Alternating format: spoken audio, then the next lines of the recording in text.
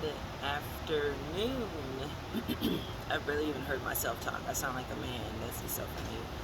But I definitely wanted to do a video about what I'm currently experiencing. And I also want to be able to take this opportunity to share to anyone who may hear this video um, about what I am experiencing. And I just know that you'll be able to relate. I'm going to share my perspective on it. So, the beginning of this month, I said that I was going to do two things, and that was just on my agenda for what I wanted to sit down with my children and start to teach and get them and develop in them for the month of April. So I'm already 7 days in the month of April by the day of this shooting this video, and I just haven't had the opportunity to sit down. So I was reading scripture way too late and waking up early, and then coming back and going to sleep up until the time I need to pick my children up from school. And I've been doing that, and there's been some other things that have gotten in my way. But just yesterday, I finally responded to a pain I've been having for the past maybe 2-3 days in my mouth. And I went yesterday to the dentist, and while I was there, I decided to listen to the dentist about the pain I was experiencing. And I'm spitting. And the dentist was just like, we just need to take the tooth out. That's the solution. When we take the tooth out, then you'll be on your way to having a significant amount of less pain after this pain goes away from me pulling it out from your mouth. And so I was like, that don't make sense. So no. And so I started texting my husband, or calling my husband. But I had come from work and then went into my scheduled time in which I get discipled. And immediately after that, I wasn't sure if I was feeling the pain while I was being discipled on the phone, or it just came now. I mean, it came after that phone call. But I went to the dentist after speaking with or listening to my discipler, and I reached out to my husband while I was at the dentist's office. I called him, I texted him, called him and texted him, and my tone began to change, because I was just like, you need to call me, you need to respond to me immediately. And he wasn't, but he was sleeping before I left. And so I was also, as I was texting, I was expecting him to just wake up out of his sleep and respond to my text and answer me. I wanted to go through with this with him. I wanted to tell him what I was experiencing, which was pain, or remind him, because I had already shared with him the night before that I was experiencing pain. I had texted him earlier today. I was like, I need to see a dentist. He was like, okay. And so now that I was at the dentist's office, I wanted him to understand that this had graduated to a different level. Like, I'm at the dentist's office, and the dentist just came in and quickly was just like, oh, I know how to solve it. Take the tooth out. And so I'm not sure if it was because of the amount of money that was required to do this procedure that made me feel like I need to talk with him, or because I'm removing a percentage of my body part. Is that why I need to talk with him? But I just wanted to process it. I wanted to speak with my husband, and I just didn't get that opportunity. So as the dentist left, another lady came in, and she was just like, this is what it's going to cost with insurance, and this is what it's going to cost without insurance. And this is what it's going to cost for just the cleaning, and this is what it's going to cost with the cleaning and the pulling out of your wisdom tooth.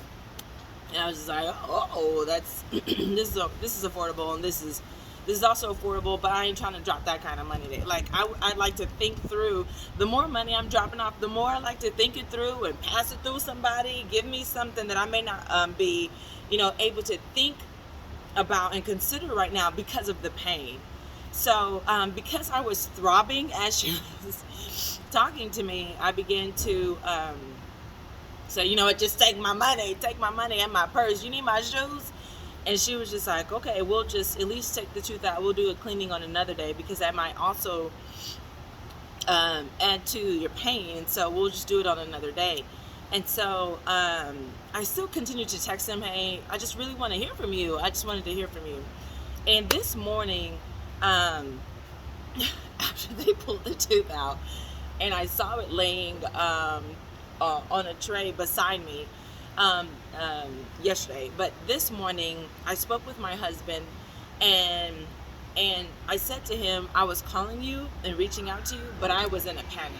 So it's almost okay that you didn't pick up. I was calling you in a panic, and I wanted to impress upon you responding to me with reason and with thoroughness and foreknowledge and wisdom immediately. And you may have been tied in somewhere. You may have been, that would have required from you to detach from wherever you were and just focus on me, which is okay as a request from your spouse.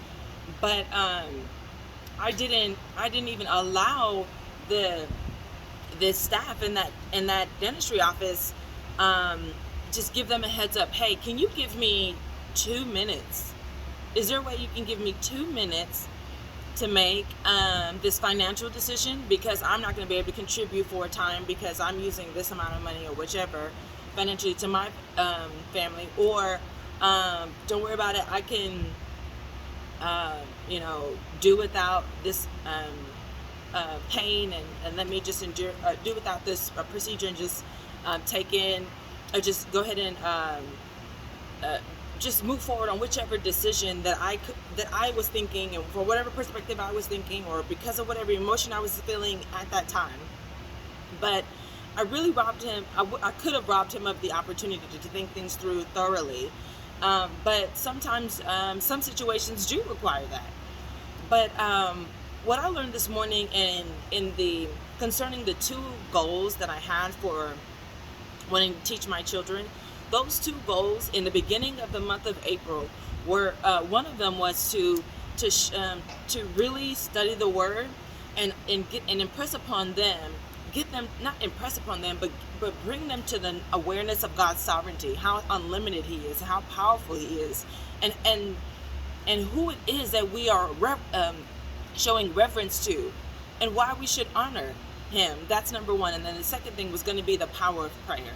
I wanted to sit down and focus my time with them in Bible study, and with worship songs, the power of prayer. So I really wanted to have each of my children bring to this communion. Sorry, I'm getting a call. In the time that we spend together, I wanted to bring to their awareness how they could pray something and it could happen. And by God's choice, by the lesson, for His greater purpose, either to bring us out, bring a characteristic out of us, or bring something into us for His greater purpose. So I'm not even prepared to do that. As of yesterday, as of today, I arrived at the understanding, because I was throbbing in pain around 3 o'clock this morning, and I went and took another dose of the medication I need to, just a pain medication. And so while I was up, I was thinking, because I had no other choice but to be thinking about why this all of a sudden situation happened. I had been paying for sporadic moments over 2 days. It wasn't the entire time. I was able to do other things, and so because of that, I know that the pain wasn't the entire time over the course of 2 days. But I was wondering why this happened. I was trying to think, but it's a common thing, and I think I was more so ignorant of the fact of thinking that me hearing of other people getting their wisdom tooth taken out, I'm excluded. I'm something special. Yes, I have wisdom tooth, but they're never going to be taken out because I take special care, or I have a special set of teeth. And so this morning, I was able to ponder on how me relying on my husband first, me calling out to him first, me reaching out to him first in such a panic was a reflection of me not going to God So here I am trying to teach my children about his sovereignty and how he's unlimited and in his power, yet I go to my spouse first. God was there. God is aware. God is aware of all things, good and bad, that happen to us. And in many instances, or in all instances, we are in it. When we give ourselves over to him, he continues to do good and allow the bad to happen to us for his greater purpose. And so a lot of times we don't want these bad things to happen, but of course we don't. Growing and developing in the sculpting process does hurt. But me relying on my husband made it clear to me that I wasn't quite ready to teach my children about his sovereignty, only because I am still dependent on the spouse that is visible, as opposed to the God that is invisible, but ever so present in my life. And so I was thankful for the opportunity. I was thankful that I had the cash right there to pay for the removal of my tooth. And I'm also thankful for me looking at the perspective, looking at my experience yesterday in a perspective that allows me to realize that I have a personal experience to bring to the table as I still pursue to teach my children about Yahweh's sovereignty and also about the power of prayer. So yes, thank you for watching, but also drop a comment about experiences that you have had or are having that that make it easier to go through, when you realize that God's hand is there and he is wanting better for you.